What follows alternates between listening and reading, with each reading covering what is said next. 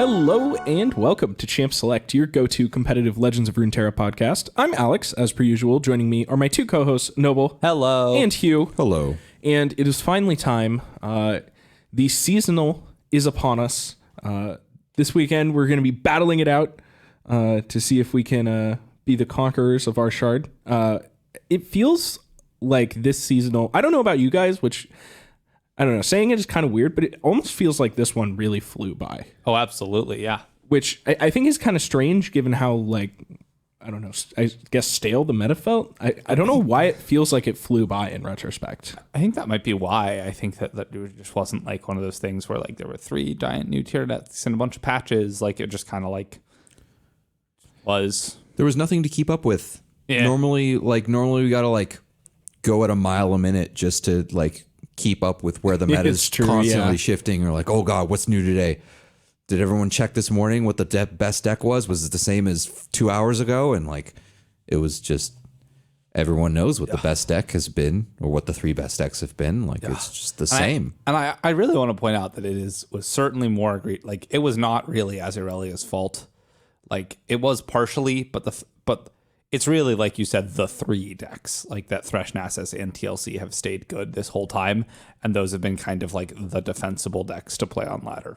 Yeah, well, I mean, there was quite a while where you could not play TLC because there was just too much Azurelia. Yeah, it was just Thresh, Nasus was the best thing to play on ladder. You could basically only play Azurelia or Azurelia counters, and like it was just, you just couldn't get away with TLC. Yeah, totally. But yeah, we're kind of back to there now. So, I don't know. I guess maybe that's because it just like didn't, like, I don't know, when you think about the other seasons, like you said, like it was easy to have different things to say like every time, so it like there are like distinct markers between like one week and the next. One week and the next 3 episodes that were just about Azurelia. Yeah, or whatever. So like form. It kind of all like blends together a little bit. So I guess it felt like it went by pretty fast, but I guess that's sick. Yeah. So I'm pretty excited for the seasonal. I've been playing a lot of ladder the last couple weeks, and it's going, well, medium bad, but like, I'm winning some games and learning a lot. So yeah, definitely going to try and spike the seasonal at the very least, but I'm still so in the tank on what to play. Like classic. Yeah. And to be honest, like, asking somebody what they're going to play in the seasonal 2 or 3 days before they have to play it. I mean, ridiculous. How could I possibly? No. Yeah. It's just like, surely no one has figured out what they're going to play. Surely nobody has any idea what they are going to play yet. Right? I certainly don't. I see all these people on Twitter that are like, I think it was like I forget whose tweet this was, but it was something along the lines of like, I'm this close to hiring out somebody else to figure out my lineup because I'm gonna snap. Like, I'm gonna lose it. I'm gonna do it. I'm gonna register 3 Bilgewater decks or whatever. Yeah, like, the Yoast tweet of like, it's that time of the year again, or that time of the season again. Seasonal's approaching. Someone please tell me Pirate Aggro is good. Yeah, I don't know. I just, I've taken the full opposite approach. You already know what I'm bringing. It's the same thing I brought to the Last Chance Gauntlet. Well, you crushed the Last Chance Gauntlet. Yeah, right? how'd it go? Yeah, you got to tell the story. Right, yeah. We didn't actually get to this yet. Because I just sort of like haven't played ladder and just was like, sort of gave up on ladder because I was bored. Because the meta was boring. And I just I can't handle burnout when I'm not having as much fun. I can handle it a lot better when things are shifting a little and I get to like change decks every now and then, or like play one deck I really like consistently. Neither of those things were true this season, so I just sort of stopped. So you didn't play nearly as much, yeah. I'm still in Diamond. But you crushed the Last Chance qualifier. Oh yeah, like an absolute professional. Yeah, no, I a seasoned procrastinating veteran. Exactly. All I did, 0 research. First of all, this is important. Just ship it blind. Yep. Well, we know the meta. We talk about the meta every week. Yeah, we talk about the meta every week. No. You got more research than the average lad. No, like scouting. Like I didn't go in. Can you scout in the Last Chance Gauntlet? Well, I guess I don't know. That's fair. I mean, I don't know. I wasn't looking on like Twitter. I wasn't looking on Discord. I wasn't looking on anything. Didn't play any ladder games. I just like went and got some food and came back and locked in my lineup and played. And I didn't drop a single game with the exception of one game to a deck whose champions were Zed and Katarina. Owned. Absolutely owned. Do you feel disgraced? No, because you know how I got blown out? They Tell me swung you. their Zed into my 9/9 Nasus. This is an untransformed Zed, nothing on it. It's a 3/2 Yeah. with quick attack. And I'm like, I'm going to block with this 9/9. What could he have? He couldn't have Hush, by the way. It was something. It was, and I was like, because he was Noxus Ionia. Yeah. And I was like, all right, realistically, what blows me out here? It's like, what is he going to have? Like double might? It has to be two spells. Yeah. It has to be two spells. Double twin disciplines seems like the And I was like racking my brain. It's like, what? Like, there's nothing for, because he had like 3 mana left. Oh, jeez. There's just like nothing he can have, right? Oh, there's something. He just slams double Elixir of Wrath on his Zed. Get there. Just eats my Nasus. Yeah, I was thinking Flurry of Blows, but that one doesn't quite do it. No, it doesn't like, do lets it. it trade, but It doesn't even trade. yeah, because it's only 8. Yeah, it's only 8 damage. Yeah, that's pretty sick. Wow. Yeah, no, and that's how I lost that game. But then I also and I just won all the others. Even the game I played with Zoe Lee and Azarelia, like I even won that one. Yeah. And what did you just like ban Azarelia the whole time? I mean, I said you said you played against it, so I guess not. I did the opposite. I think it felt like every single. Oh, I don't know if I actually said what my lineup was. Oh, yeah, maybe you you should should say go that back one. and Yeah, I should reiterate. probably say that first. My lineup was Zoe Lee, Thresh Nasus, and Ezdraven. I mentioned it on the last episode, but you may not have heard. Anyway, my plan was initially to just like ban Azarelia, and then I just thought just about run it. I thought about it a little more, and I was like, you know what? These people are definitely looking at my lineup and are thinking to themselves, "Oh, he's obviously going to ban Azarelia." Like, Oh man, we went on to the next level. we went on the next level, and I think people just didn't expect, or just, I don't know, maybe they just expected Azarelia to just always win, and they didn't care. And they were happy when I didn't ban it, but I just didn't ban it because I didn't feel that afraid of it, because I know how to. I've played against the deck. It's gotten So nerfed much. a lot. Yeah. And the nerfs hit it way harder than people I think are giving it credit for. I think it mattered. I mean, like we can look at the deck's win rate and all Definitely that. on mattered. ladder, but like I do think it mattered a lot. Were you still seeing marshals? Were you still putting? No, people are all off Marshall and all in on Voice of the Risen or Voice of the Risen. That is a nerf. Making it them yeah, switch Voice of the cards is definitely a nerf. Definitely a Yeah, downgrade. for sure. And I will say the card works. It's good. Yeah, voice is very good. Yeah. I was a little surprised at how effective it was, but it's Yeah, it is really good. I don't want to say it's better, but It is when it works. Like it Yeah, is better exactly. when it works. Like that, and it you usually add- I found it to be usually better. I don't think I'm going to go that far.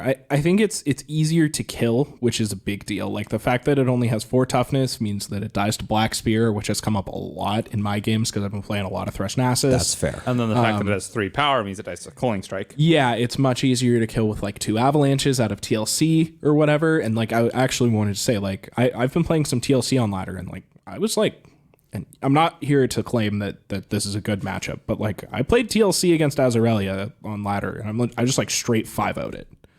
Yeah. And I was like shocked, and I was like, this must be a fluke. either I'm running insanely hot, or like, maybe this matchup does not feel like 20%er anymore. Cause like Inspiring Marshal was like the worst, the biggest nightmare card in the matchup. Yeah. And like now you can, if you just, I mean, you still need to get lucky. You still need to have a good draw, but like if your answers can so much more easily line up, which I think is sick. fair. But anyway, Something that surprised me a lot when I was playing in the Gauntlet was that I don't know if it's because these people weren't as good as people I normally play against, or if the deck just hasn't been around for so long. But people, of the 5 rounds I played, 3 of them, Zoe Lee got banned. Interesting. I mean, people just like weren't are ready for it. Are you like flaming them for I don't know. Do you think it was being wrong? afraid of a deck that you chose to bring? Like, are you really sure that it was bad and you made a mistake and they shouldn't have done that? Like, I I'm think confused. all 3 of their lineups felt like that particular Zoe Lee was easily the weakest deck into their lineup. And they just like didn't know what was going Because on and had to every ban it single or lineup something. had. So yeah, first of all, with the exception of the final round, my first 4 matches all had Azarelia in their lineup, and I'm not actually 100% convinced with this anymore, but I went into this thinking Zoe Lee into Azraeli is like nigh unwinnable. Because, that makes it, I mean, it sounds bad. Yeah, it sounds terrible. It sounds bad, yeah. Something that I did find, though, when I played it the one time, was that we actually have a decent amount of tools to deal with it. Like, as long as you I only hit one Sparklefly and one Eye of the Dragon. And it was like just enough. Yeah. Eye of the Dragon is actually like the perfect card. Eye of the Dragon is really good. And I remember at the very start of this meta, I saw somebody say that they were taking out Mountain Goat and adding the Aphelios Moon Weapon card, the Make a Moon Weapon card. And they were playing that as their second 2-drop so that they would have like 6 copies of Eye of the Dragon instead to be able to deal with Azarelia. That's cool. And like that seemed pretty legit to me. I never tried it. I don't think I played a single game of Zoe Lee this season. I don't think I've even played one, to be honest, which is a shame. I really should have played some. I would have had fun if I had, thinking back on it. But regardless, like that seems like pretty like I totally buy that is a great plan against that. I'm gonna probably do that. Honestly, I'm gonna try that out because that sounds great. Because the hardest part of that seemed like either you needed to hit one or the other, but like in any combination, you need 2 of them. I think. Yeah, I think they were playing like 5, like 3 eye and 2 of that card or something like that. But it was also 2 spells. It was 3 so and it 3 triggers. because they weren't playing Goat or Sparklefly, right? They're just all in an Eye of the Dragon. I think it was like 3 eye, 1 Sparklefly. I think they played the version that was recommended to me for the last seasonal was not playing Sparklefly, but yeah, the last seasonal I don't think had Azarelia though. I think this was like correct. Yeah. And I'm saying that that has been a build before to try to beat up on aggro. Yeah, so it's pretty reasonable. Like, and it was nice enough that nerf, that card got buffed when they did the Moon Weapon nerf, so it's still only 4 mana, right? Yeah. So like on turn, you can still do it on turn 3, and you have 2 spells. So I mean, correct me if I'm wrong, but the Eye will trigger, right? Yeah. So yeah, it will. It retroactively sees. Yeah, I thought so, but I will say that I think you can't be cutting Sparklefly anymore from the deck. Yeah, and maybe you just want to play 3 Sparklefly, 3 Eye or whatever. And like maybe that's good enough too. Like I might try one of the Moon Weapon card, but I don't think I'd go above that. Well, yeah. So if you're not going all in on it, I do think Goat is still better, right? Like if you're like Goat is so good. Yeah, because like Goat is also makes some gems against Azarelia, which is really good with. Gems are very good against Azarelia because they like are gonna grow your lifesteal unit. Or they're gonna like keep the Eye of Dragon, give the Eye of Dragon or whatever another block, and the spells are just important. I don't know. That's true. Yeah, I mean, I wasn't saying I was gonna cut Goat. I just thinking I might add one of that card because try and minds get there. It's just a good one of. It is good. Yeah, it kills like Merciless Hunters for 4 mana or whatever. Yeah, like it's just a nice utility card that. You can't forget about the other text that card has. Like you can just get the other. It is a niche source of overwhelm for Lee Sin. Not niche, like it's good. I remember people were doing that with like there was like an Aphelios Lee Sin deck that they'd like cut Zenith Blade for copies of Aphelios, and their plan was just to get the Aphelios overwhelm gun instead of play Zenith Blade. Which was kind of cute. Yeah, I was convinced that version's still worse, but like, yeah, me too. But like you get pieces of it. If you want to play Zoe somewhere else, it's nice. Yes. Yeah, and that's true. That's the upside to it. Yeah, I actually didn't even consider that. But then you have to play nerfed Aphelios, which seems not so good. Yeah. I don't really want to put Aphelios in my deck anymore. Yeah. Unfortunately. The only lineup I'm really scared of at this point is all these. Everyone is talking about Overwhelm and all of its variations. Yeah. And much to the joy of one of our Discord users who's been on the Overwhelm hype train for weeks and weeks. As long as he's been around, I think. Oh, well, yeah, but like more so, like even more in recently. Yeah, totally. Yeah, with the Silver LeBlanc deck.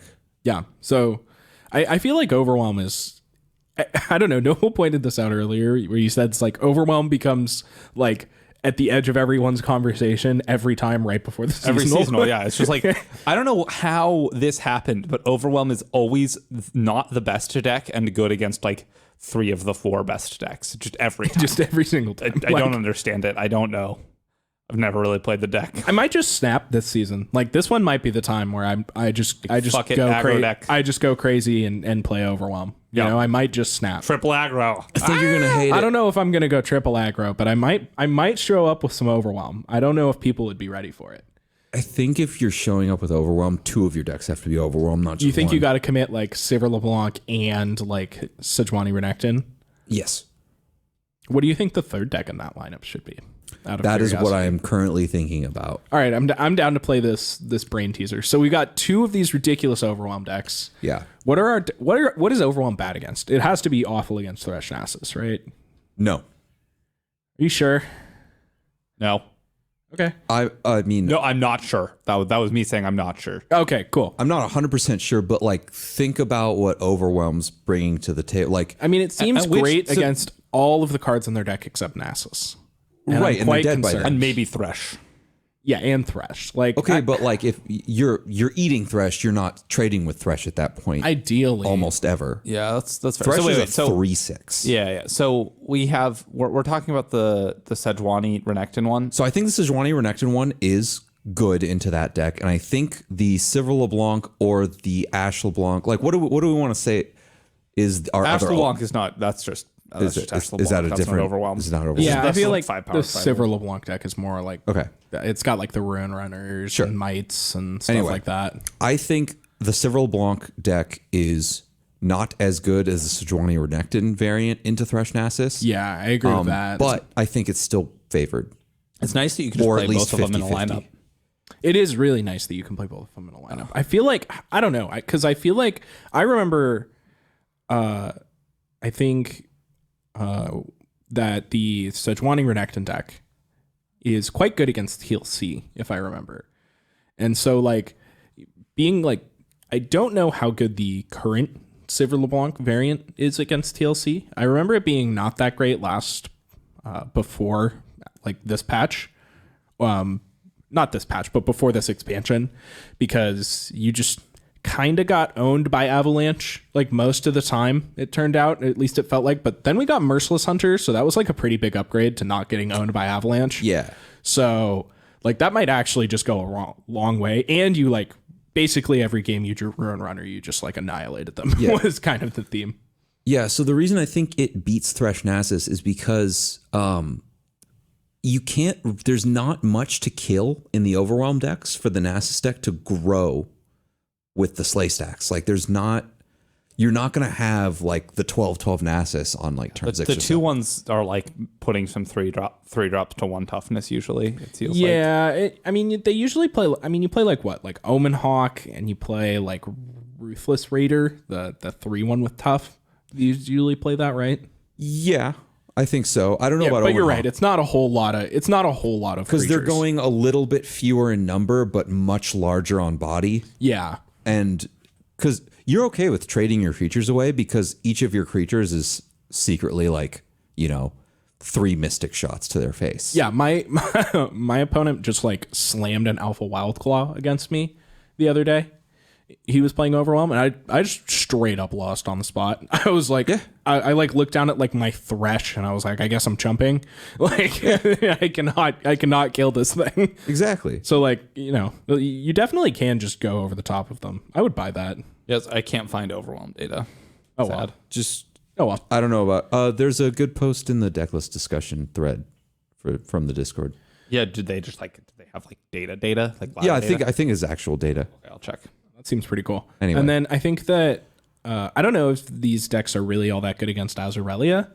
Either more testing needed with Overwhelm in my brain. I think though as per always, it's a deck I want to test before the seasonal. And then I never pick it for some reason. Given how many, I've played the matchup like a not insignificant amount of times, and it feels pretty coin flippy.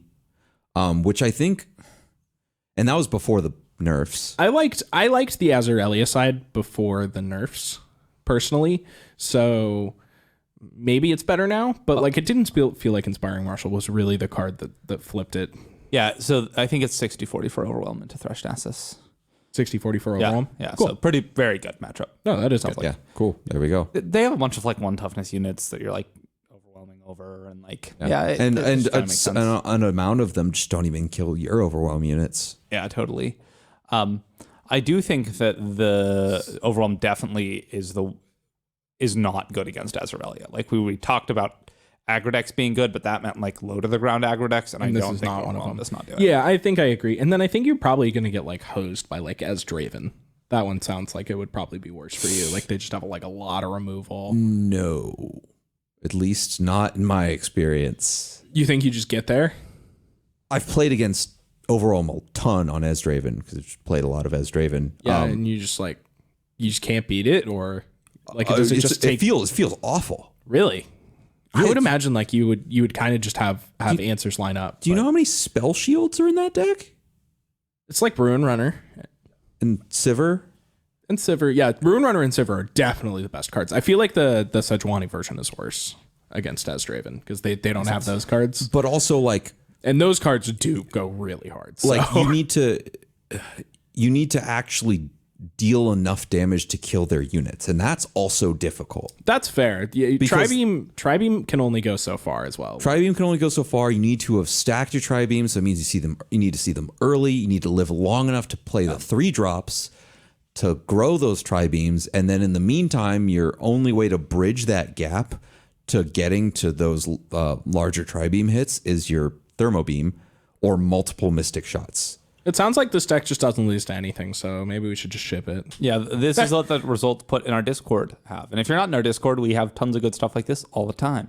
You should join the Discord. There's a link in the description, whatever platform you're listening to this on. Renekton Sejuani is allegedly 66% against TLC, 60% against Zoe Aesol, 59% against Nasus Thresh, 53% for Vi Zoe, 52% into Draven Ezreal, so pretty close. Coin flip. Okay. All right.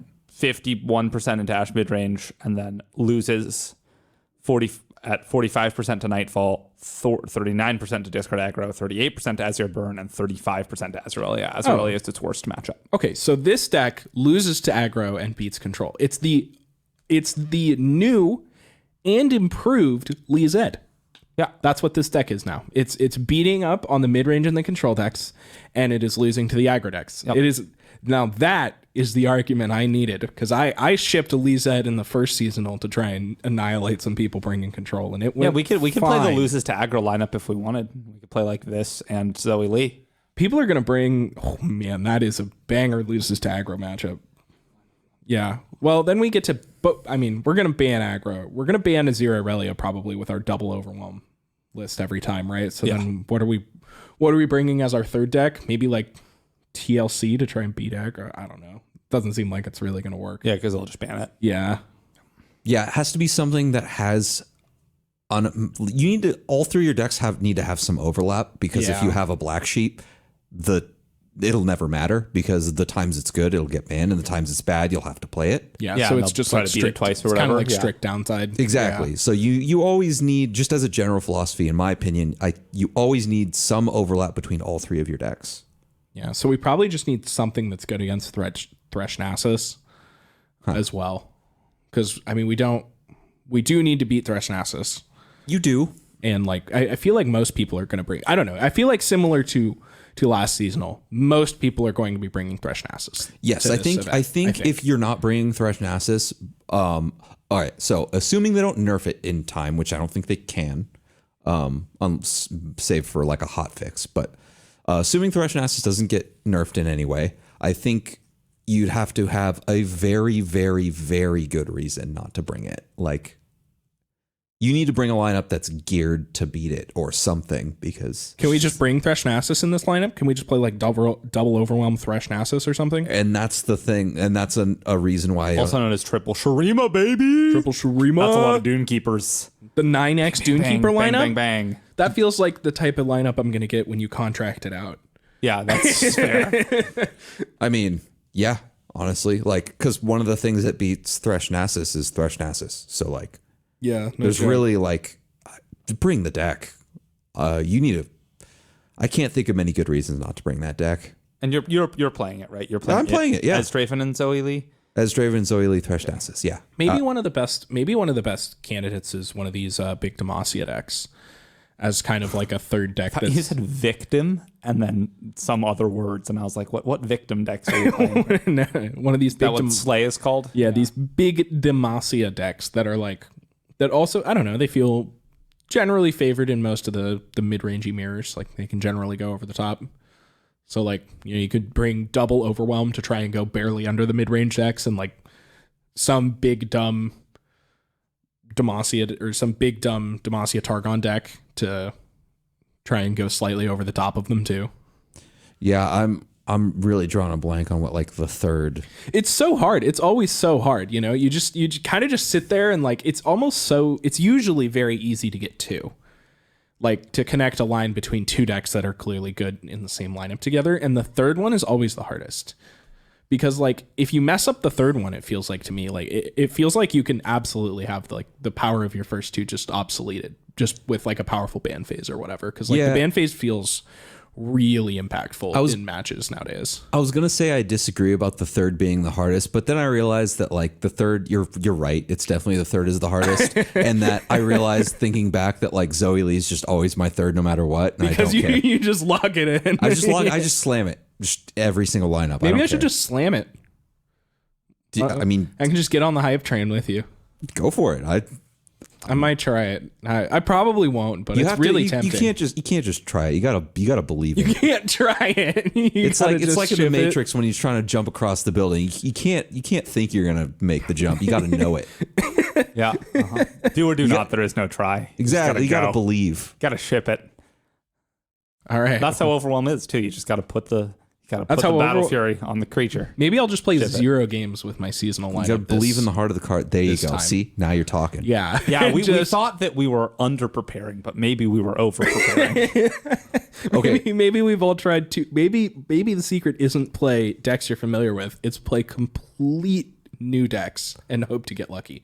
Cash in on the beginner's luck. Okay, but on a slightly more serious note, I do think that people are generally over preparing for the seasonal. That's probably true. I mean, maybe not over preparing, overthinking, over preparing. Like you can. Yeah, I don't really think there's such a thing as over preparing. There isn't such a thing as over preparing as long as you know what your lineup is. Don't do the thing like if you haven't decided your lineup and you're 12 hours out, you fucked up. You need to decide your lineup so much sooner than you think you do. Yeah, we should decide it on air right now. Alex, you should. I really should. That kind of is part of my. I was like sitting there downstairs before we were going to record. Like, man, I need to figure out what I'm going to try to play. And I was like, I'm just going to need to workshop it for like an hour. So like, fuck it. Let's just walk upstairs and record. And hopefully by the end of the episode, I'll have figured out what I want to play. Like, think of it this way. Like, who do you think is more likely to do better at the seasonal? Someone like me who has figured out their lineup over a week in advance and now has the entire time to just prep all their matchups, or someone who finds the statistically perfect lineup. They crunched the numbers and they finally figured it out and they are a day away. Yeah, like you're going to gain more points from play error. You're going to... And I don't know the answer to that question, but like I suspect that given past experiences, like I feel like you are more likely to like ensure that you won't make a mistake, ensure that you know how to play the matchups, prepare accordingly, know what you're going to ban. Like you can, if you have the best lineup and you make one mistake that loses you one game, like an error that you made due to unfamiliarity with an interaction or a matchup, right? Like you mulligan bad one time, you think that you can't frostbite spell shield or something, right? Or like you didn't know that Ash's frostbite goes through spell shield because you didn't play enough Ash decks, right? Like that could easily happen. You could conceivably lose a game to unfamiliarity. Like it's so much more likely that you're going to lose a game, that you're going to just punt a whole game if you aren't familiar with your decks. So like, granted, the deck that you're playing has a lot to do with the outcome of every given game, but you still have to play whatever deck really well. And the decks are so good that like, it's hard to really justify you're going to get that much of an edge with a different deck instead of the play skill. I think the play skill is going to give you a bigger edge most of the time. Absolutely, unless you register something that you just get like rocked with or whatever. Yeah, and it's possible that, in this process, you're just going to show up and register just an awful lineup. Yeah. the goal is to not do that. But like, if you do, like lock in your lineup a week out and then it's awful, like, maybe learn from that the next time. I suspect that won't happen. Like, even if you lose, it doesn't mean your lineup was awful necessarily, right? Like, it's pretty hard to make a lineup that is just horrifically awful. Like, you'd have to try. Yeah, exactly. Yeah, totally. We already know what the statistically best decks are, and some of those aren't for you and some of them are. So pick, like, I'd say, like, just look at the top 6 decks and pick 2 of them. Right? And then starting with two is easy. Yeah. If you, and it doesn't have to be, that arbitrary, right? Like, it could start with, I want to attack a specific part of the meta. What are usually you can find 2 decks that have a similar matchup table that attack a specific part of the meta. We just talked about the overwhelm decks, right? Like, say you want to attack a Zero Aurelia, you can, definitely play Thresh Nasus and like burn or something, right? Like, boom, you can attack that. Like, it's easy to find overlap. In my experience, the first 2 decks are easy. It's really easy to find 2 decks with like a synced matchup table like that, and finding the third deck is hard. Like, without the same champion, at that point you're like, I can't do late champions. Yeah, I mentioned that earlier. Combinations. It gets way harder on the third one. Yeah, totally. Like, that's how it was last seasonal, because we found TLC and Thresh Nasus, which overlapped a lot in how we liked, and then we ended up playing Zoe Lee, which was kind of an oddball. And I'm very happy with our lineup and how it ended up, and some people did well with it. I mean, I did fine with it. It was good. I like that lineup. But like, it's easy to imagine, like just hitting bad matchups and losing, and like it is difficult to know whether you got unlucky and hit bad matchups or whether your lineup was bad. Totally. And I'm not sure there's a good way to really know which of those it is. I feel like you probably just have to try and notice trends over time. Totally. To really get an idea. Yeah. I mean, the reason I always pick Zoe Lee as my third, no matter what, is because it's kind of just a deck that it always feels like I can win whatever matchup I'm in. Yeah. It's kind of like it's got its 49% win rate, but it's got its 49% win rate against like the entire field. Yeah. It's kind of like you're playing a combo deck that goes off 49% of the time. Yeah. And I feel confident that like I'm able to squeeze out the extra percentage point or 2 from play skill, and that deck is mega hard. So like, only do this if you think you're really good on it, but you are. Yeah, but like, anybody, it doesn't have to be Lee Zoe. Like, there are plenty of random, whatever spiders experts who they should go play spiders. Like, if you're a spiders expert, you should probably play spiders. Like, I don't know if that's the best example, because spiders has a particularly binary matchup table. I mean, like, that's fair. Find a deck that's very specifically like Draven is a good example. Exactly, like something, or if you always played a Mossier Soul decks. Something like that's doesn't have any 40% and 60%, but trends something more towards a little 55, more towards 45. normals. Yeah, exactly. I also want to say, like, a huge part about knowing your matchups is you want to know all of your decks really well, because you're going to sit down and then have 2 minutes to look at a lineup and then 2 minutes to ban a deck, and you're like, that is not that much time. Like, if you're going to like panic and look up matchup tables and then be like, well, I don't really know how to play this matchup, and then have to take that into account, like, it is so nice to just know what you want to ban. Yeah, if you spend even 15 minutes, I think. Yeah. Like, even 15 minutes thinking about, like, how just like go through your collection. Like, most people probably have most of the decks that are in the meta, like, in their collection, whether they're crafted or not, whatever. If you don't have them crafted, go to the ladder and grab some. Look at the decks and like just think about which decks are going to be good against your 3 decks as a whole, like as a collective. And then even if you spend 15 minutes grabbing a random 3 decks in the meta and pretending it's a seasonal lineup and being like, which one of these should I ban? It's like, it'll help so much, because like banning is not easy and you don't get to practice it a lot. So like, and it's very important. Like, if you mess up your ban, you can go from having a winning matchup to a losing matchup. And that's like, that can be 50% equity in your match, right? Like, or as much as probably, like, which is ridiculous. So yeah, I think it matters a lot, but it's hard to practice for. So you really just have to think about it, I think. Yeah, absolutely. Yeah. So what do you think you're going to play? Oh no, I was hoping we would you. get back here. God, I don't know. I still don't know. It's so hard to pick. It's just it feels like there's infinite choices. Yeah. And so it's so hard to settle on one of them. That's why you just got to pick. Yeah, it's true. Okay, here's what I will do. I'm definitely going to try these overwhelm things. If I just get like You should. ranched on ladder, I'm probably not going to play them, but because I don't want to submit a deck that I think is bad. I will say that knowing you and knowing how you like to play games, I don't think the overwhelm decks will appeal to you. Oh, I definitely don't like them. That's why I'm so unfamiliar with Then them. I think you should already just not. That's fair. I think you should play like 3 games each with them just to know how they function and like figure out like what you're afraid of on the decks. But I think you should just not play it. If you don't like overwhelm, if you don't like any deck, don't play it. That's pretty fair. I played a little bit of the Silver LeBlanc deck last season, and it was quite good. I almost registered it for the last seasonal. I thought about it quite a bit. So I'm a little bit more familiar with that one, though I think I've played like maybe like 2 games lifetime with like Sejuani Renekton style overwhelm. And maybe you're much less susceptible to the, like, I know I personally like just cannot play decks I don't like. Even if they're even if they're good. Like I haven't queued up Azarelia more than I don't know 15 games of Azarelia this season. That's so sad. That's so Because much LP. That's so fun. I probably That's why you're still in Diamond, bro. That's probably actually true. probably yes. I just don't. I just Didn't have the stomach for it, eh? didn't have fun. Really, it Really was boring. Cutting the weak people out here. Oh, yeah. Put them into the Azarelia slave. Well, seasons like this are what, I've made the thresh and the chaff joke last week, and I'm going to run it back. Like, it's what really separates the people who are willing to sit down and play the good deck and not have any fun and just fucking win.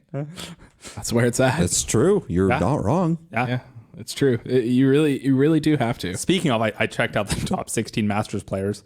We had to get to 15 before we saw a deck that in the first 10 there were 0 Azarelia, 7 Thresh Nasus, like 2 Ezdraven and a discard aggro, and then we got to 15 before we got any region that wasn't Shurima Noxus or Shurima Shadow Isles, Piltover's on Noxus or Azarelia, like the first the first Freljord, Bilgewater, or Demacia, or Targon deck. Or anything, yeah. Oh, how the mighty have fallen. Poor Targon. It's true. Targon really got hosed. It used to be the very best. Yeah.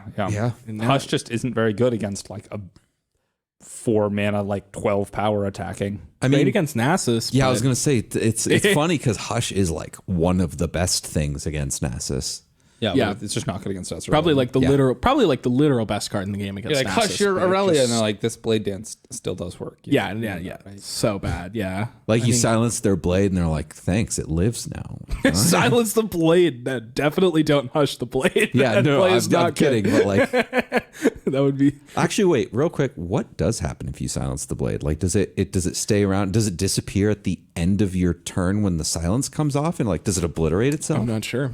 I don't know if anybody has ever done that. I don't think I can't imagine anyone has ever I could imagine that there could be like a shaped stone on a blade that's like getting through Yeah, for or lethal like- that like then got hushed to live. or like they had 5 blockers and there were 6 things and they blocked the 3 blades and the 3 sand soldier or 2 blades and 3 sand soldiers and the last blade was a 3/1 that was going to kill them from silence it, inspiring marshal or whatever. Yeah. Because we didn't silence the inspiring marshal instead for some bad reason. shoot that okay, you're right, that scenario doesn't work. I mean, it could happen. I could see it happening, right? Like, yeah, but like surely okay, never mind. surely right. someone has messed that up. Yeah, I'm sure. Yeah.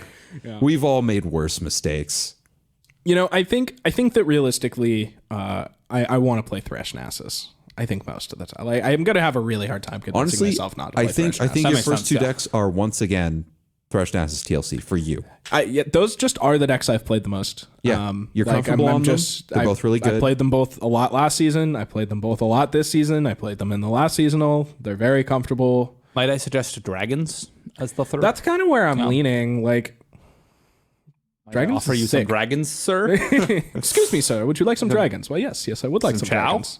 Ooh, Dragon Chow? Yeah, Dude, that Dragon card blocks Chow's so hype. many blades. It's I busted. unlocked the prismatic Dragon Chow. Well, you have to play it. recently. So have to play it was it. a sign, I think. Was Chow an epic?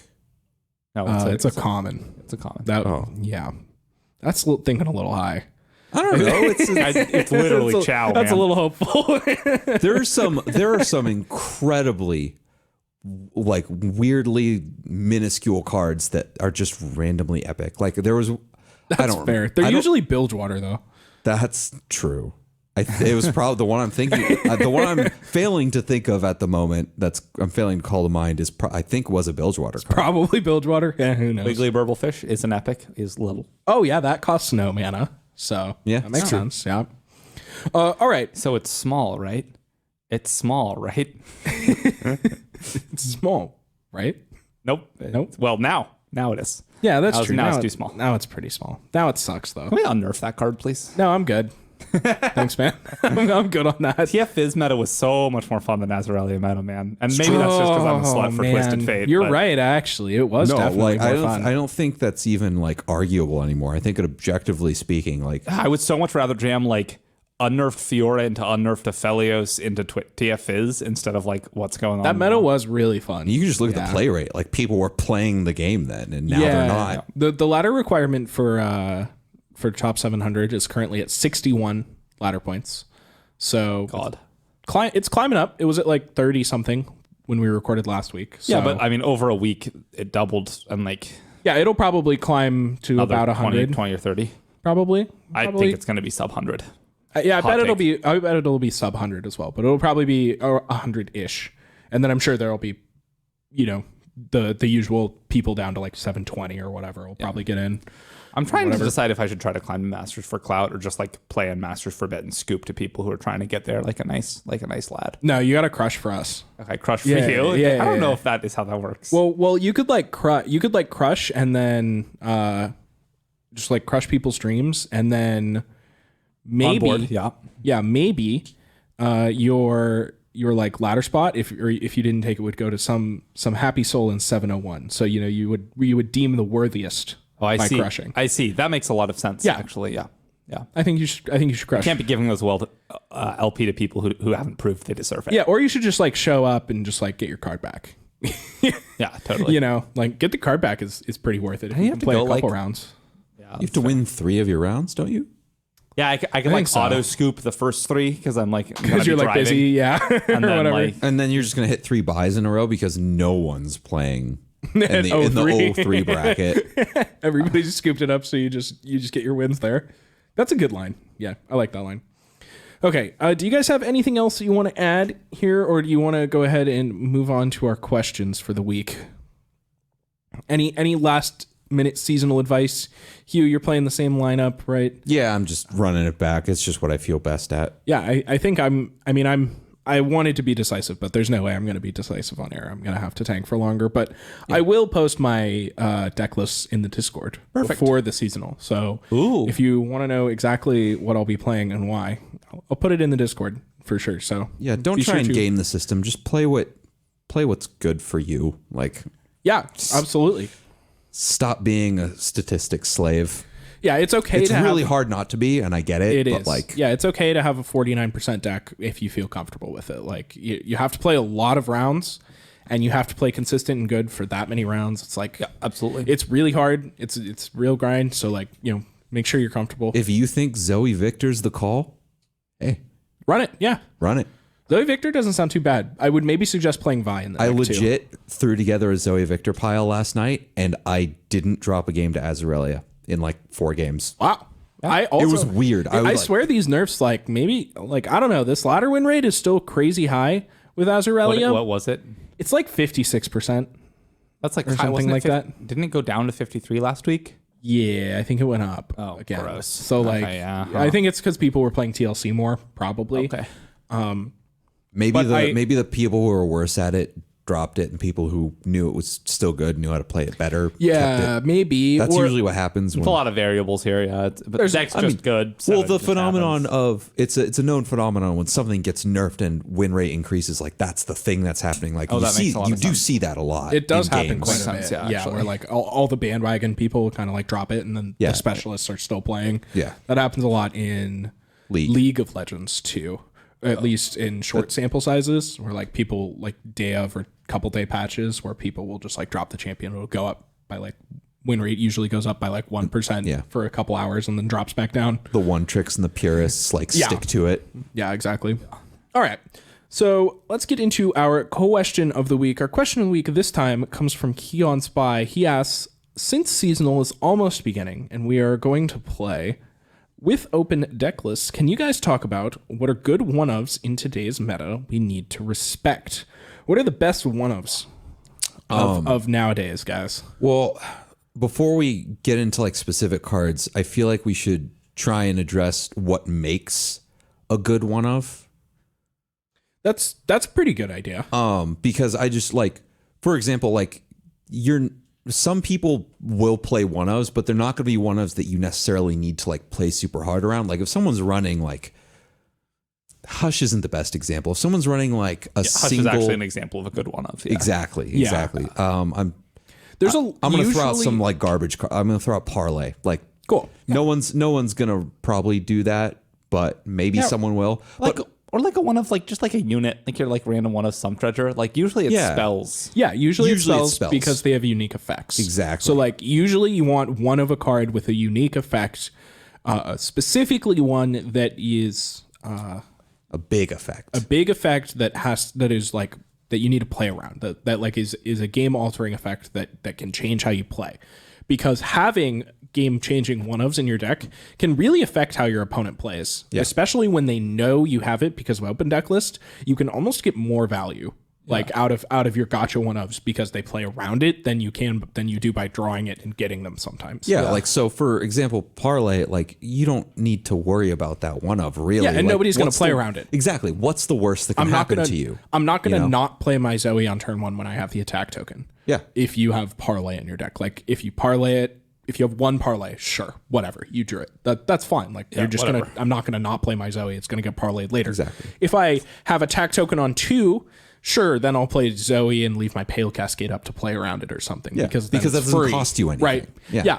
But on turn 4, I might not attack with my Zoe because you have a one of Hush, and it would be really bad if my Zoe got hushed and eaten. Or Sharpsighted. Right. Or Sharpsighted or whatever, right? So like, or, I might not attack with everything on turn 9 because I have to play around Judgment because I lose the game on the spot to it. Yeah. And that's like a big one because one of Judgment is like a very real thing in most of these big Demacia decks. And it sucks because it just like wins the game almost every time if you don't play around it. And absolutely. Sometimes on ladder, like it is okay to just close your eyes and not play around the one of because a lot of the times you will, like you don't even know if they're playing it. Like a lot of them aren't, like they have to have drawn it. Sometimes you aren't going to win the game if they have it anyway. You just got to jam. That's fine. But when you know they have it, like you really do need to respect it. Yeah, absolutely. So your big one-of basically needs to be a card that can swing the game for you with just one large effect. And it does, because your one-of isn't hurting your consistency very much. Yeah, and it doesn't need, like one Guiding Touch is not like a card you really need to play around the whole game. Yeah. If your one Guiding Touch gets you and you get, your card isn't quite as good as you wanted it to be, it's not the end of the world, right? So like what are the good ones? Like Judgment? Judgment is Hush. one of the biggest ones. Hush is good. Hush is really good. I like Sunblessed Vigor as a one-of. Oh yeah, that's a good one. Yeah, that's a really good one. Stuff like Elixir of Iron. The Box is a good the one box, out of the Shadow Isles decks to deal with TLC or Thresh Nasus. Yeah, well, to like deal with in Azraelia those stuff. decks to deal with Azraelia absolutely. or Thresh Nasus.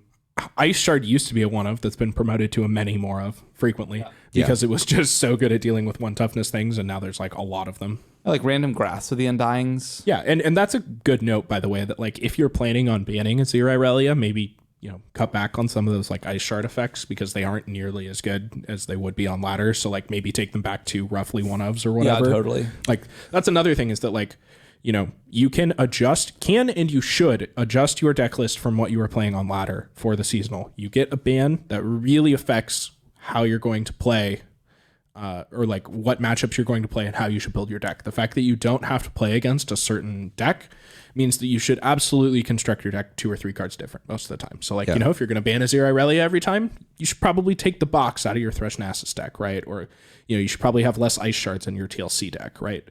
Etc. Stuff like that. So good like one-ofs that you're going to play around are usually something like what we've mentioned already is like niche sweepers. Judgment, the Box, Avalanche. Avalanche isn't niche per se, but it could be. It could be. That type of effect. Withering Wail's a really big one too. Yes, that's a really good one. That's one that has the potential to absolutely just Hose ruin your game. Like your discard aggro, one Withering Wail, just on the spot, you're dead. Usually kills you. Yeah. Yeah, and the is well really placed. You know, like it's Yeah, it's rough. Okay, our next question comes from Twilight. They ask, what exercises outside of the game would you recommend to do to help play Runeterra better? This is an interesting question. So, like, it almost feels like this is kind of getting kind of into like sports psychology territory-esque, where like, I mean, realistically, like they've done a lot of studies where like exercising helps, like with like chess, they've done like, you know, if you exercise, eat better, and then like play chess, like people are usually better at chess that way. Yeah. So like, I mean, pretty much the best thing you can do is like exercise. If you want to like literally try and get better at Legends of Runeterra without playing Legends of Runeterra, like watch videos. I think is like the best thing you can do. Play other card games. Play other games. Yeah, you can definitely draw some interesting conclusions, like cross conclusions from like playing other games that highlight different elements of the game, right? Like, yeah, and it can also really let you like think your way around a problem if you're playing like Magic for a while or whatever, because the new way of thinking about a different game can make you reevaluate your assumptions about Legends of Runeterra. Yeah, exactly. I'm gonna throw out some specific examples. Ooh, I like it. So if you want to try and if passing priority is something you struggle with a lot, I'd highly recommend just like dipping your toe a bit into Gwent. It's one of, up until the existence of Legends of Runeterra, Gwent was easily the most consumer friendly game out there. Like you could build a collection so quickly, so easily. Yeah, which is sick. I remember you just like showed up with like 100,000 dust one day in Gwent, like a couple years ago. I was an or open something. beta player, so that's why that happened. But like, that's cool. not the best example. But they still do give you a ton of free stuff, and the whole game is built around the passing mechanic to a much more extreme degree. So it's definitely very different and much more severe in how it shows up in this game. But it may give you more insight and more familiarity with just passing and allow you to focus on sort of just distill that particular game's concept from that game and bring it back to Runeterra. If you're looking to get better at like not tilting, just your mental game, poker's a really good one. Yeah, that's true. That's actually like playing more poker has really helped me deal with variance in my mental game. Yeah, It just happens. Yeah, there are various games that are really good for different things. Like, you know, poker also really helps with hand reading, I think. Or like thinking about what your opponent has. Like, and you get there's different aspects of that with poker, because there's often like a live element of like seeing people. That's true. But like still you'll definitely, poker's all about thinking about what your opponent has, so that definitely translates well to Legends of Runeterra. Yeah, but also just even if it's only on the mental front, like if you can learn to mentally handle having your full house beaten by 4 of a kind on the river, you'll be okay. You're fine. Yeah, everything will be okay in everything you ever play for the rest of your life. Totally. Yeah, because it's never that $1,000 or whatever that you lost. It's never going to be worse. It's never going to be that bad. To that whatever minuscule percent. It could be, but not for most people. Yeah, not for not for most people. Exactly. And maybe like if you're really, really struggling with like combat, the combat in Magic the Gathering is very similar. Maybe you want to bounce on over to Hearthstone for a little bit. It's different because you can select what you attack, but it's much more minion focused. Yeah. So that's something you have to think about a lot more in Hearthstone. Basically, if you're looking to improve on the game from sources that are outside of the game, find aspects of the game that you're bad at and go to games that greatly emphasize and focus on that particular aspect. That's why I bring up Gwent for passing, Hearthstone for minions, mental game for poker. You could even play like chess for decision making. Exactly. Right? If you find yourself making consistently like ineffective or like taking, like if you consistently find yourself recommending a line or a series of plays that other players are saying isn't as good or isn't quite optimal, and you don't really know why. Like, chess would be a good option. Like, chess is chess. The entirety of chess is thinking ahead and anticipating moves. Yeah. And that's a huge part of Legends of Runeterra as well. Especially with spell mana. Yes. Especially with spell mana. Exactly. Thinking ahead to how much spell mana you're going to need on the next or even the turn after in order to sequence your plays. Like, that could definitely matter. There's definitely things you can do, but at the end of the day, it doesn't feel like there's really like a course outline for this. No. So like you're definitely going to have to kind of have an idea and try it. And at the end of the day, like if you're having fun, like whatever you're doing, you'll be able to draw comparisons to Legends of Runeterra. I think like absolutely. Almost whatever it is. All right. Our next question comes from Time. He asks, as guys who literally have to play the game to talk on the podcast, how do you deal with burnout? This is a really good question. This is a really good question, especially this season. Yeah. Because I'll speak a little bit from experience. It was easy this particular season to not play that much and know what to talk and have a good idea of what to talk about. Because like we said, like there wasn't that much that was changing this season, I don't think. So it was easy to play, at least for me, it was easy to play like 10 or 15 games a week on weeks where I just like didn't really feel like playing. And that's still like, and like if I didn't have like the podcast to talk about things, maybe I would have played instead of 10 or 15 games a week 2, 1, 0 or whatever, right? Like I would have just taken a week off, but like the difference between 15 games and 0 isn't really that much in terms of my time. Yeah. And especially when I can do it, while I'm like at my job or whatever, where I can like, I'm just like have another monitor where I can put something on. And so it's relatively easy to play just a few games to have enough of an idea to know what's going on to be able to talk about things and feel confident in the things I'm saying. But like, personally, like you can't play that much every single week. Like there's definitely weeks where I've played a lot and I feel really confident on the things I'm saying. I've played a lot of the games. There's weeks where you didn't play as much and I definitely try to talk like, more generic, more general. Oftentimes if we're doing an episode where we're talking about like the mental aspect of the game, it matters a lot less what's going on in the current meta right now. Totally. So I don't know, personally, like I just try and space my breaks a little bit more thoughtfully. Like that makes a lot of sense. Yeah. I play the game enough, like I've always had enough volition to play the game on my own that I haven't need to force myself to for like the podcast or anything, but like, not forcing myself to play has made me want to keep playing, if that makes sense. Right. Yeah, like I feel like it would be way worse if I forced myself to play more than I wanted to, and then I'd burn out really hard. But like, at the end of the day, you can't force yourself to play the game if you don't want to play it. Don't feel bad for not wanting to play it. Right. Like, so I just make sure to keep up enough to make sure I know what I'm talking about for the most part. Totally. I feel very similarly to what you said. I also wanted to add that like streaming is nice to just that helps a lot to play a week. Yeah. The streaming helps, having like a schedule on like when you want to play. How about you, Hugh? So my way of dealing with burning out was not dealing with it. Sometimes you just need a break. In that I just didn't play.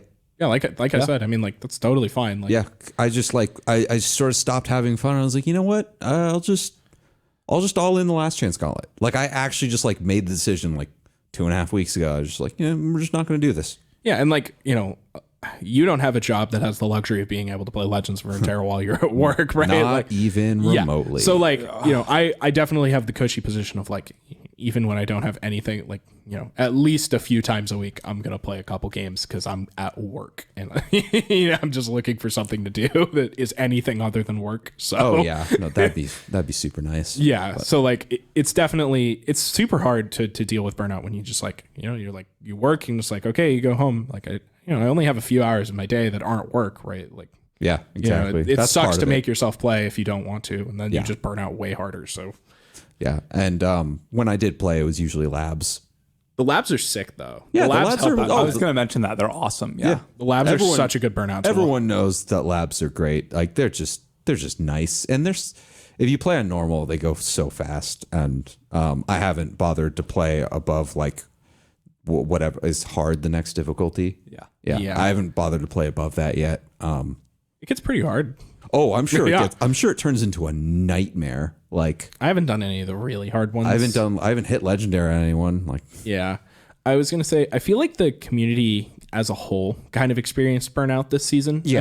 Which I feel like is definitely shown by the Play rate, the play rate amount of people playing. Yeah. And like how much lower the like seasonal cutoff is. Yeah, totally. So like, you know, I'm really hoping that I think people are generally really excited for the next expansion. Yeah. Like, I think people are just like, okay, good. Like, get on with it. Like, I'm ready to move on.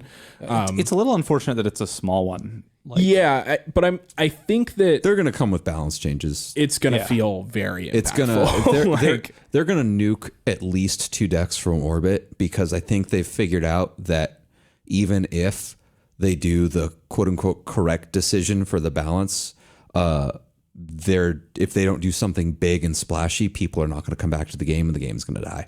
Yeah, I think so. Because totally. like the community is burnt out. So like they're gonna need like I think many people are going to need to see a new, huge, cool thing and be like, oh, thank God. All right, let's see what's going on in this game. I want to try this sweet deck. The balance, the devs need to say, just balance be damned. Let's rock the boat a little bit. Like people need something new, and it's okay to just like, you know. You think they're just gonna like nuke it?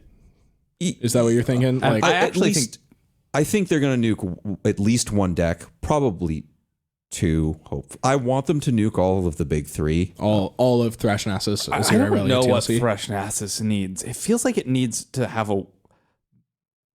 people to be playing. I don't know what. It needs a violent meta shift. That's what. That's exactly what I was saying. And I think that was trying to articulate. Right. And I think we need more hush. Damn it.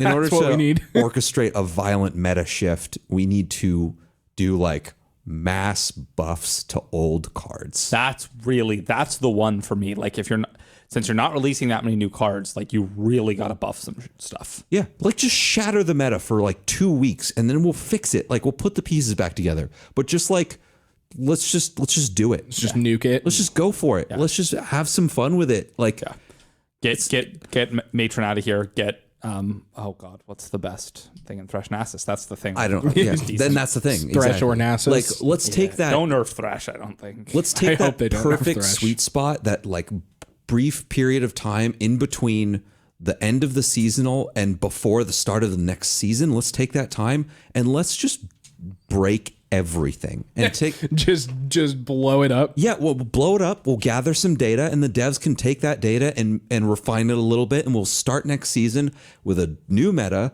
that's cool, interesting, people want to play, but that's not like horrifically broke. I do think the nerfs come at the start of next season because they come in the patch where the cards get released. Right, and I'm saying that they shouldn't do that. Oh, I see. Wish they'd do it sooner. Yeah. All right, our next question comes from Dragon. They ask, what new mechanics would you like to see introduced to the game? This is a hard question because it's a new mechanic. Right. This is basically just like, what keyword would you make is what I'm taking from this. Yeah, there's a couple. I would like to see, I mean, they kind of already did something very similar to Hearthstone's Discover with Invoke. Yes. And Hearthstone's Discover was like wonderful. One of the best mechanics. And Invoke is wonderful. So I want more of that type of thing. Like we've already seen something kind of similar. Just like expand on it. I think that's where I'm at. Yeah. That seems sick. I love being able to pick cards. Predict is kind of similar-ish too. I would love something where you can like maybe attack multiple times a turn, but like maybe to balance it, make it small units. And then, that could be really fun. Yeah, that seems fun and interesting. And I would love it if like Azir was good. That seems really cool. Yeah. Yeah, I like that. Use him. That could be fun. Yeah, get back to me on Monday with a report on my desk. Yeah, okay. The Azir Irelia memoir. I do really like the game feel of like Irelia and how she's kind of tricky, and so like kind of like leaning into other ways to explore that. Like Syncopation was really cool and definitely didn't end up being busted. Yeah, Blade Search is so cool too. Yeah, totally. If it wasn't like it's really powerful, obviously, but it's super let's explore cool. the cool part, not the I attack 5 times in a turn part. Yeah, totally. Yeah, that seems pretty reasonable. I'm into that. Yeah, and I love the recalling thing. Like I would love if they moved a little more in on it. I want to know what it's like to eat somebody with Cho'Gath. Yeah. I was just about to say that I want to. Cho'Gath is a perfect example because someone suggested this a long time ago, but I want to see them make units that take up multiple spots on the board. That would be sick. That would be really cool. Yeah. Cho'Gath is the prime example, but like, you know, there are others who get big, like Zach, and are those the only two? I think there's are those the only two that get a bigger character model? I think so. I thought there was more, but maybe not. Zach and Cho'Gath have bigger character models. Yeah, Yes. Cho'Gath gets literally bigger as he gets more I know HP. that, but it's So does Zach, right? Zach, as he gains more max health, he gets also just bigger. Oh, cool. Yeah. All right. Our next question comes from Dr. Blues. They ask, what punishment do you think Azir Irelia players should face, and why is it stepping on Legos barefoot? I think it's queuing into Thresh Nasus 5 times in a row. Yeah, that sounds about right. That's basically been their punishment the last couple weeks. It's That's just been their queuing punishment into, like the whole season. queuing into totally. Thresh Nasus. Yeah, I doom them to flipping coins for LP. Well, I doom them to playing against only TLC but never winning. Just have to play the awful matchup and the really good matchup that isn't any fun, and then just never win it. I doom them to a fate that they all have 200 LP more than the rest of us, and they have to be stressed about it. Yep. Like they're all close enough that they need to play for the seven and for the to be able to go 7-2, but then none of them will make it. Boom. That's what I want. doom them all to lose their Plat 1 80 LP game at least 7 times. Love that. Yeah. Even better, Diamond 1, ADLP. No. Plat 1. You Plat can't. one's better. Plat 1 is cursed. I'm not yeah. saying it's better. I'm saying It's more frustrating. it's different. It's Yeah, just it's very just- yeah, different. yeah. Like you just like because Plat's the not the throwaway, but it's like just hard enough to suck, but not. It's just you're not there But yet. it doesn't Like, feel impactful. No, it doesn't. It Like- doesn't like winning the Plat 1 promotion is always like an exhale, but you never feel good about it. yeah, you're just like, well, this was necessary. Like this isn't the battle. Like Diamond is the fight. Yeah, you just feel like Yeah, shit totally. when you just lose your Plat promos over and over again. You're just like, am I garbage? Like, I don't know. This sucks, man. Like, I just don't want to be here anymore. Keep losing those Plat promos, boys. Yeah. They're all already in Masters, so we don't really have to. Yeah, that man, one doesn't really that work. didn't happen to any of these. Oh no, Aurelia I mean players this coming season. Oh, I see. Yeah. Because Well, we're obviously past that. The point. Azurelia players is me, so I hope these things don't happen. I'm an Azurelia player. I'm not. Suck it. I'll see you in Plat 1, Noble. I Our next question. Our next question is from Scrub. They ask, for a long time now, it seemed like control decks in Legends of Runeterra rely on Shadow Isles. Usually it's Shadow Isles Freljord, but we've also seen Spooky Karma, Karina Control, and slower builds of Go Hard, or even Deep, filling control niches in various metas. All of these decks have Shadow Isles. Many factions have some controlling tools, but the best way to use them always seems to be a mid-range or combo plan like we see with Ezdraven or Ash LeBlanc. Why do you think this is? What tools are other factions missing that could allow a true control plan without Shadow Isles? So why is Shadow Isles the control? It has all 3 of the things you need. It has healing. It has good removal. That is both single target removal and wide removal. So like Withering Wail in the box, and single target removal like Vile Feast and Vengeance. Also Ruination. Yeah. But that card hasn't been good in a while. I think that I actually am pretty confident that it is because And also card draw. Shadow Isles has win conditions. Like we talked a lot about how Legends of Runeterra control decks always need to turn the corner fast. And I actually think that that's the piece that the other decks are missing. But it's always the Freljord part that's winning the game.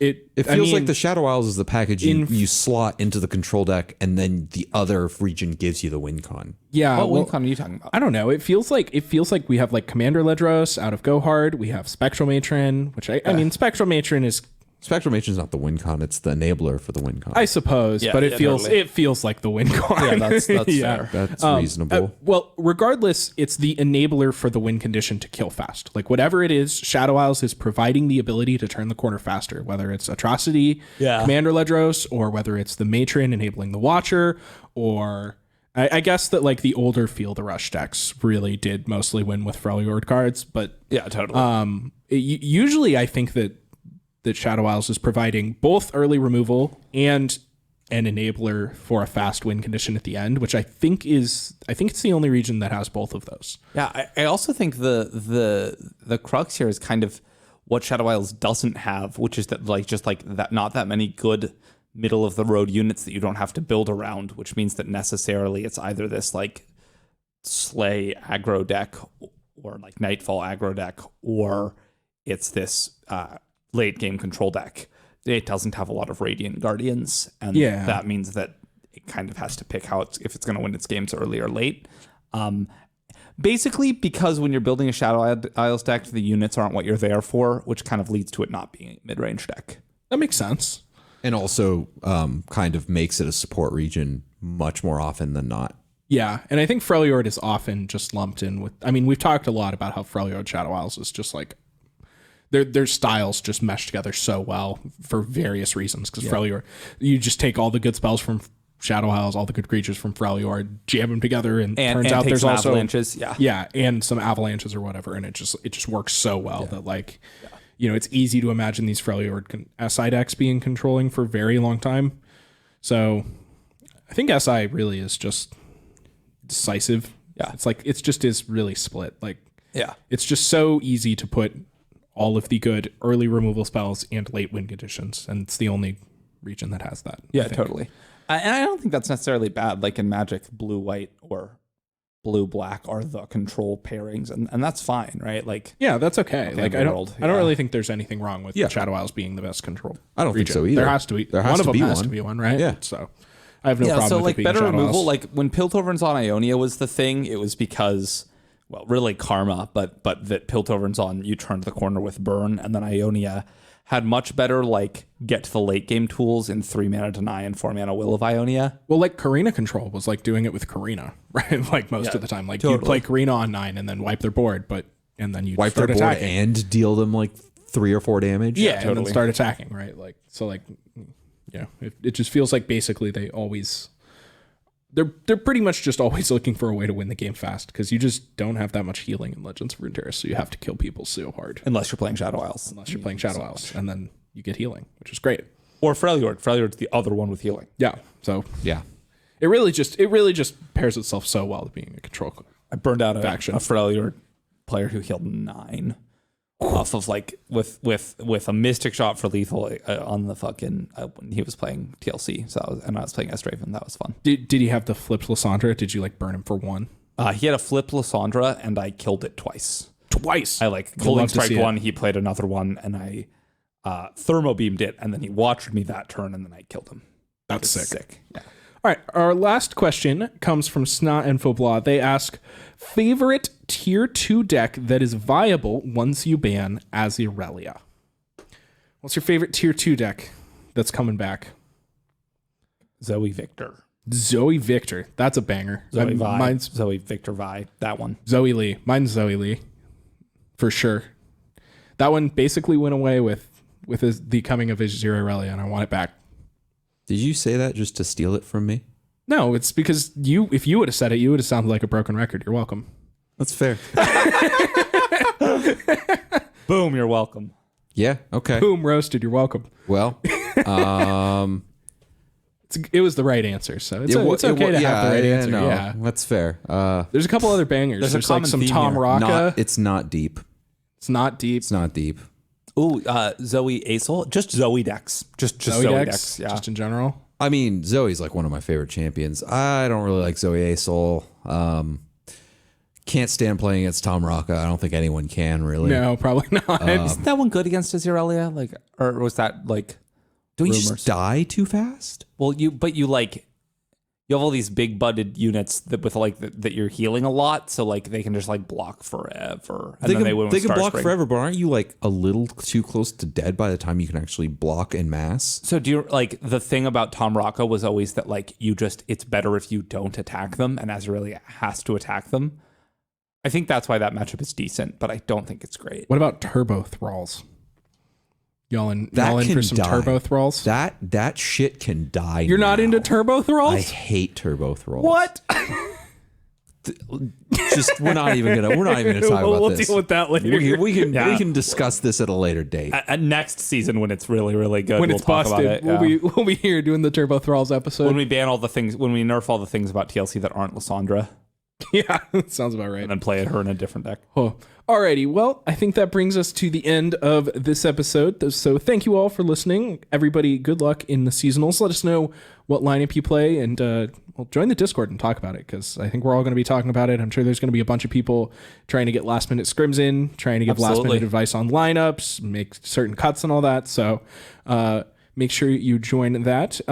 Make sure you check out our Twitter and follow our socials, follow our Twitch and all that. And without further ado, we will see you after the seasonal next week. Good luck.